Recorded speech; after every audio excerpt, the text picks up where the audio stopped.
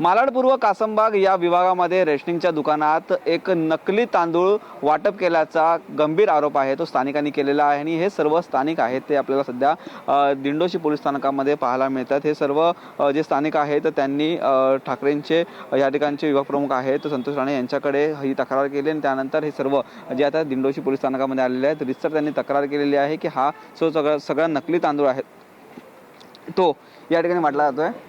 आपल्याकडे या ठिकाणी तांदळाचे जे सॅम्पल आहेत ते देखील या ठिकाणी हातामध्ये त्यांच्या पाहायला मिळतात।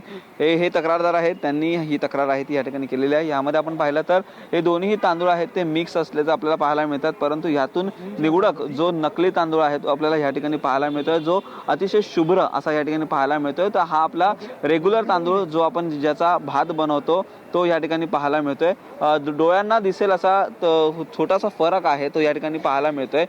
संतोष राणे आहेत त्यांनी ही संपूर्ण तक्रार आहे ती पोलीस स्थानकामध्ये आणली आणि तक्रार देखील केलेली आहे, परंतु ह्या संपूर्ण प्रकरणात FDA कडून म्हणजेच आता FDAचे अधिकारी तुकाराम मुंडे यांच्याकडून काय कारवाई केली जाते हे पाहणं महत्त्वाचं ठरणार आहे। परंतु ही भेसळ नक्की कुठून झाली, हे नकली तांदूळ नक्की कुठून आणण्यात आले, किती लोकांना वाटण्यात आले, हा संपूर्ण गंभीर प्रकार आहे तो सध्या दिंडोशी पोलीस स्थानकामध्ये आलेला आहे। उद्या ह्याच्या सर्व प्रकरणावरती काय कारवाई होते किंवा ह्या सर्व प्रकरणामध्ये नक्की कोण पाठीशी आहेत हे देखील पाहणं तेवढंच महत्त्वाचं ठरणार आहे। व्हिडिओ नागराज शिंदे सह निखिल चव्हाण, TV9 मराठी, मुंबई।